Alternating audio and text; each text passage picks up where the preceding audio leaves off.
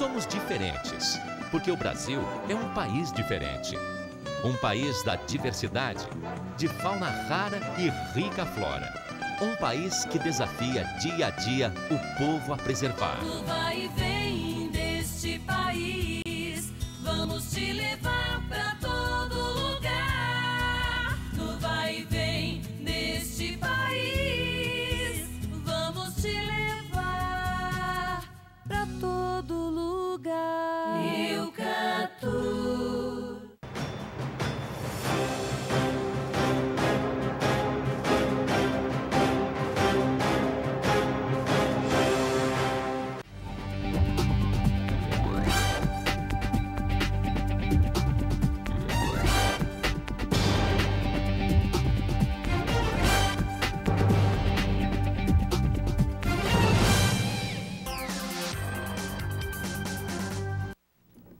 Programa Tribuna Popular de volta. Agradecendo sua audiência hoje falando sobre alimentos.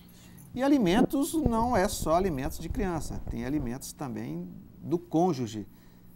Doutor Odair, não é o caso de alimentos só da mulher, existe mulher que paga alimentos para homem também, né? É verdade, a lei ela ampara também o cidadão receber o alimento da esposa, às vezes separa e ele não tem condições financeiras que ela tem, então ele não tendo condições, ele vai buscar o alimento com a ex-esposa, a ex-companheira. Segue a mesma regra, alimentando necessidade e alimentando possibilidade?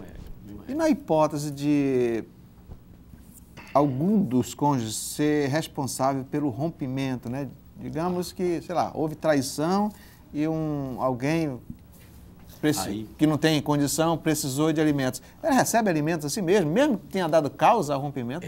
Recebe, mas só para a sobrevivência, né?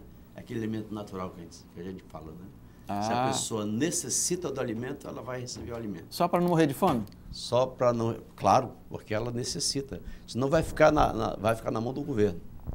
Então, se a pessoa precisa, a necessidade, embora ela tenha errado, né?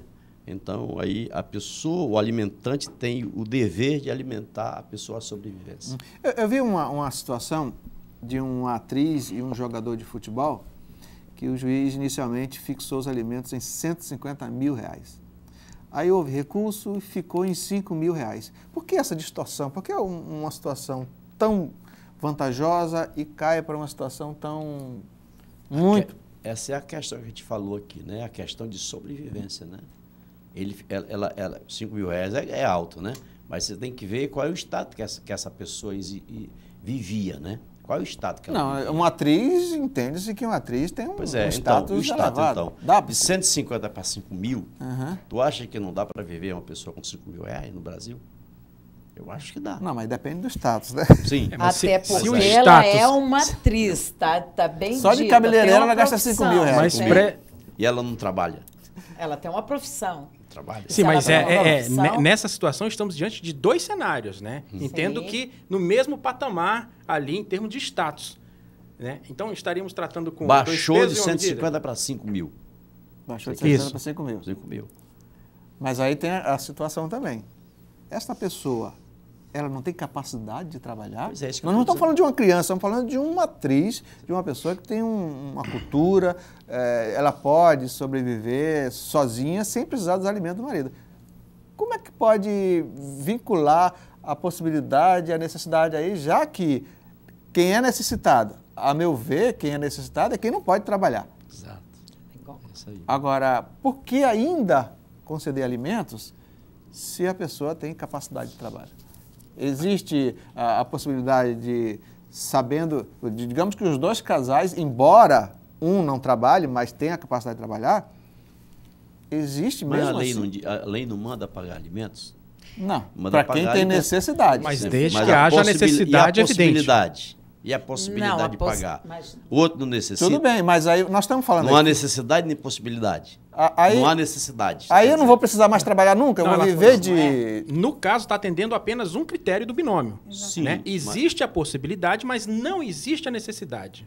Então, a pergunta, acho que o Dr. Félix é no sentido de que ainda assim haverá a concessão de alimentos?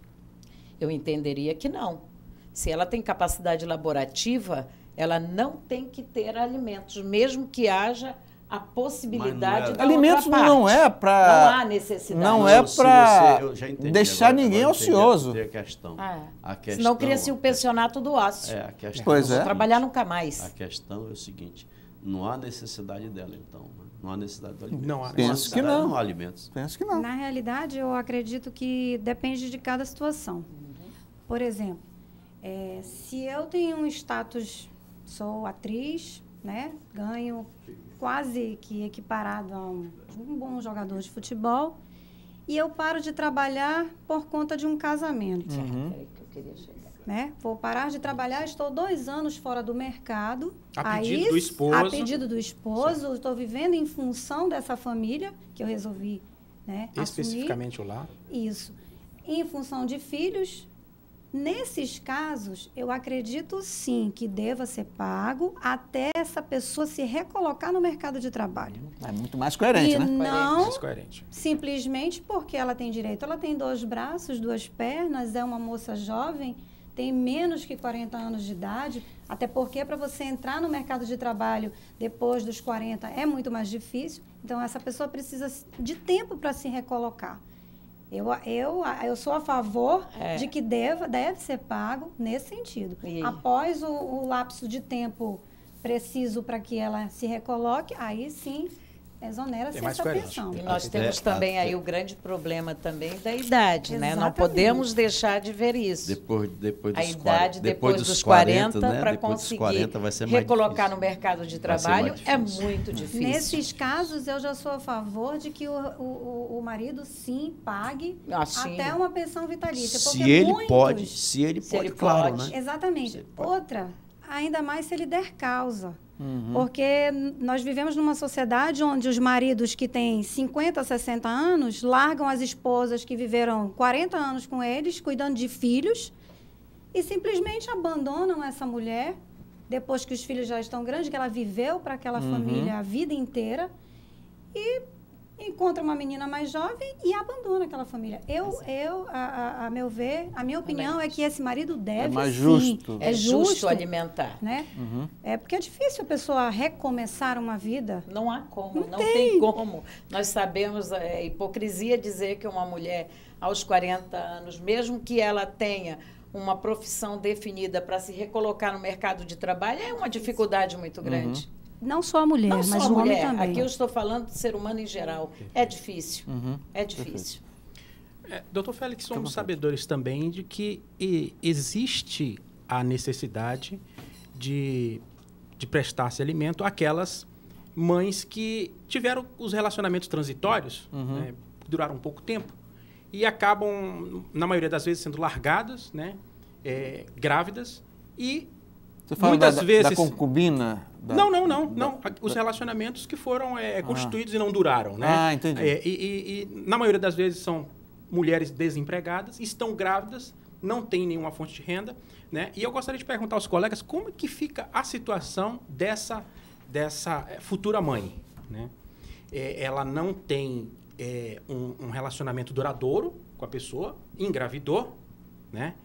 Está desempregada e precisa manter-se. Deixa eu agregar uma coisinha aí. E na época que o marido deixou, ele tinha uma situação também precária, mas com o tempo ele evoluiu. Ele se tornou um empresário, tem uma boa condição de vida. Eu agreguei mais alguma coisinha só para Esse tipo de relacionamento é o relacionamento normal, FICA, que chama FICA. Na linguagem, ficante. FICA. Pode ser. Da mesma forma, a mãe deve buscar, sim, os alimentos, até porque pode ser comprovado ainda no ventre a paternidade. Então, mas ela deve buscar. Necessitaria, então, de um procedimento à parte, ou seja, ajuizar-se primeiro uma ação de paternidade para comprovar e somente depois obter a prestação alimentícia? Ou o juiz pode fixar isso? Se o suposto pai confirma a gravidez, o ideal é que se ingresse com a ação, até porque para você se resguardar do seu direito de executá-lo, no caso de não cumprimento. Mas, sim, ela deve buscar, tem direito, e é uma coisa que é inexorável. A pensão alimentícia, você não tem como mudar a situação. Ela é devida. Se eu sou pai, eu devo pagar. Se eu sou mãe, eu não posso abandonar meus filhos.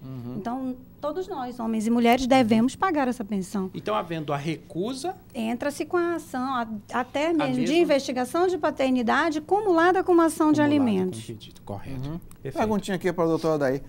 Quem são os parentes que têm que prestar alimentos? O avô, por exemplo, o bisavô, o tio, o irmão, tem obrigação também? O avô, ele tem a obrigação de pagar alimentos quando não é encontrado o pai. Quando não chega o pai, aí vai para o avô. E aí por diante. Então eu não posso entrar direto contra o avô, eu tenho que primeiro esgotar a via direta. Primeiro é o pai, depois do pai vem o avô. Quando você não encontra o alimento no pai, aí você procura o avô. Inclusive o avô tem que ser excluído, né? Se for encontrado o pai, o avô é excluído. Entra primeiro o pai. Aí se o pai não pode pagar alimentos, aí vai o avô. Geralmente as pessoas entram com a ação contra o pai e o avô. Contra o pai e a avó. Porque aí é a situação financeira dos avós, né? Você vai buscar logo para não ficar... A situação também pode ser inversa. Digamos que eu seja uma pessoa de idade e eu tenho filhos. Eu posso, na necessidade, pedir alimentos dos filhos? Mesma coisa. Sim. Claro. De todos os filhos? Ou buscar aquele que tem mais... Vai buscar... Aquela situação. Aquela questão do que pode pagar e o que receber. É o binômio. Tios também entram nesse rol. Quando não há os outros, também entram. Vai procurando a família, né? Vai procurando pela linha colateral até encontrar. Até encontrar gente. Até encontrar o solvente, né? Pagar os alimentos. Doutor Wellington, quer algum questionamento?